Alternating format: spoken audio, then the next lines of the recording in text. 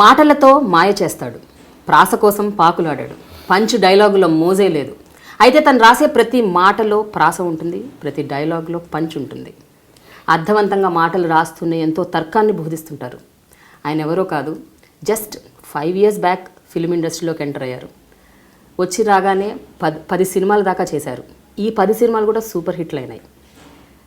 ప్రస్తుతం ఒక star dialogue రైటర్గా పేరు తెచ్చుకున్న Sai Burra Sai Madhav is my special guest in my very special show dialogue with Prema, only on iDream. Hi అండి. ఏంటండి 150వ సినిమా చిరంజీవి గారిది, 100 సినిమా బాలకృష్ణ గారిది. ఈ 2 సినిమాలకి మీరు డైలాగులు రాశారు అండ్ విపరీతమైన అప్లాజ్ వచ్చేసింది. అండ్ మీకు అనిపించిందా సడన్గా మీరు ఓవర్ నైట్ స్టార్ అయిపోయారని? అంటే ఎన్నో ఏళ్ళ స్ట్రగుల్ ఉండుండొచ్చు, బట్ ఈ 2 సినిమాలతో సడన్గా lot of focus on Burra Sai Madhav. విపరీతమైనటువంటి ఫోకస్ అయితే వచ్చేసిందండి. విపరీతమైన ఫోకస్ వచ్చేసింది. నాకేంటంటే అసలు నేనే అనుకునే అవకాశాలు ఇవి.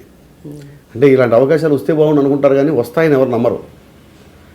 చిరంజీవి గారు 150వ సినిమా ఏమిటి, బాలకృష్ణ గారు 100వ సినిమా ఏమిటి, అవి 2 ఒకే టైంలో రిలీజ్ అవ్వటం ఏంటి, ఆ 2 మైల్ స్టోన్స్ అవి, ఆ 2టికి నేనే రాయటం ఏంటి, 2 సూపర్ హిట్స్ అవ్వటం ఏంటి, ఇవన్నీ ఏంటంటే ఏదో కళ్ళలో జరుగుతూ ఉంటాయి అన్నీ. అప్పుడప్పుడు చెప్తుంటాను నేను, నాకు ఎలా ఉంటుందంటే నేను నిద్రపోతున్నానేమో, నాకు మంచి కళ వచ్చిందేమో, పొరపాటున ఎవరన్నా వచ్చి లేపుతారేమో. నిజంగా కళ అయితే ఇట్లా నిద్రపోతూ ఉంటేనే బాగుండు అనిపిస్తూ ఉంటుంది. అవునా? నిజమే, కానీ హిస్టారికల్ కదండి. అయ్యి బాబు,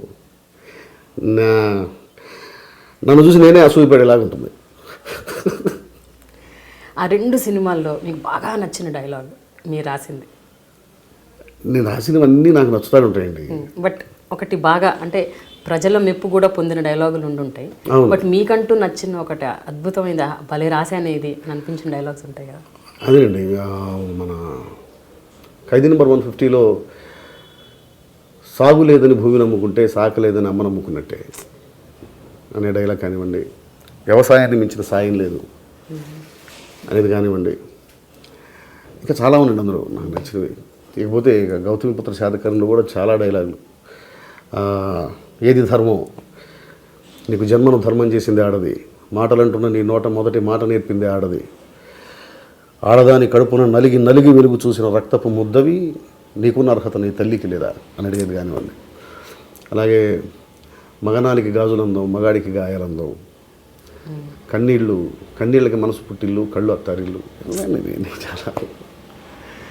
అయితే ఒక విషయం చెప్పండి సాయి గారు, నేను మీరు చేసిన సినిమాలో చాలా డైలాగులు నేను నిజంగా ఆహా ఎంత బాగా రాశారు అని అనుకోవటమే కాకుండా ప్రతి డైలాగ్లో ఏదో ఒక ఫిలాసఫీ నిగూఢంగా దాగి ఉంది అని అనిపించేలాగా ఉంటాయి. అంతేకాకుండా ప్రతి డైలాగ్లో ఏదో ఒక మానవీయ కోణం ఉంటుంది. నేను అబ్జర్వ్ చేసింది 90% ఆఫ్ డైలాగ్స్లో. ఇదేంటి ఎఫర్ట్లెస్గా మీరు చేస్తుంటారా, లేకపోతే నిజంగా అంటే అందులో అది పెట్టాలి, ఖచ్చితంగా ఏదో ఒకటి వెళ్ళాలి బయటికి, జనాలకి అది కొంచెం తగలాలి, ఆ తర్కం బోధపడాలి అన్న ఒక ఎఫర్ట్ పెట్టి చేస్తుంటారా? ఎఫర్ట్ అంటే రాయడానికి ఎఫర్ట్ పెట్టడం అంటే మౌనంగా కూర్చొని ధ్యానంలో కూర్చోవటమేనండి. మౌనంగా ధ్యానంలో కూర్చోవటమే మాట బయటకు రావడానికి ఎఫర్ట్. మౌనంగా కూర్చుంటే మాట బయటకు వస్తుంది. ఆ కథ, ఆ క్యారెక్టర్సు, ఆ వ్యక్తిత్వాలు, ఆ సన్నివేశాలే ఆ డైలాగ్స్ని కమాండ్ చేస్తాయి, మాకు కావాలి అని చెప్తాయి. ఇప్పుడు ఆ సన్నివేశంలో అవసరం లేదనుకోండి, అది ఉండదు. ఆ సన్నివేశానికి అది చెప్పాలనిపించినప్పుడు ఖచ్చితంగా చెప్పాల్సి వస్తుంది.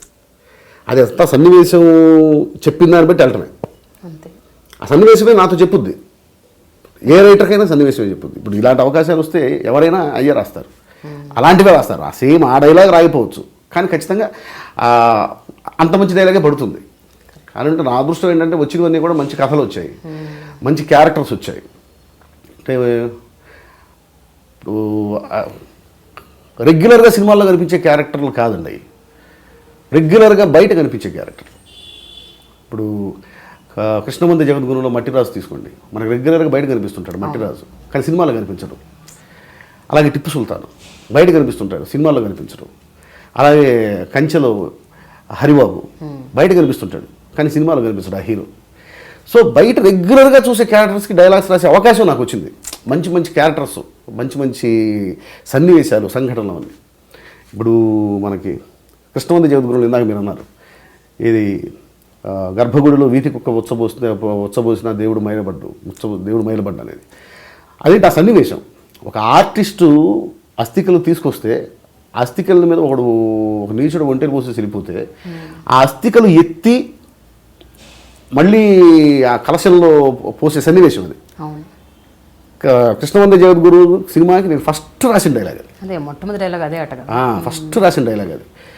అది వద్దురా, మైలరా, తీయొద్దురా అని చెప్పేసి పక్కన ఒక క్యారెక్టర్ చెప్తుంటుంది. చెప్తున్నప్పుడు ఆన్సర్ చెప్పాలి. ఖచ్చితంగా నేను కాకపోయినా ఏ రైటర్ అయినా ఆ డైలాగ్ రాకపోయినా అంత మంచి డైలాగ్ ఖచ్చితంగా అక్కడ పడుతుంది. ఆ సన్నివేశం ఆ కమాండ్ చేస్తుంది. అది ఆ మాత్రం రాయిపోతే అక్కడ నిలబడదు, అది ఉండాలి. లేకపోతే డైలాగ్ వీక్ అయిపోద్ది. అది చెప్పే వాడి మనసులో ఏమనుకుంటున్నాడు అనేది వాడు క్లియర్గా చెప్పాలి. ఆ క్యారెక్టరు ఆత్మ బయట పెట్టాలి. అలాంటప్పుడు వస్తుంటాయి. Watch I dream and subscribe to I dream media.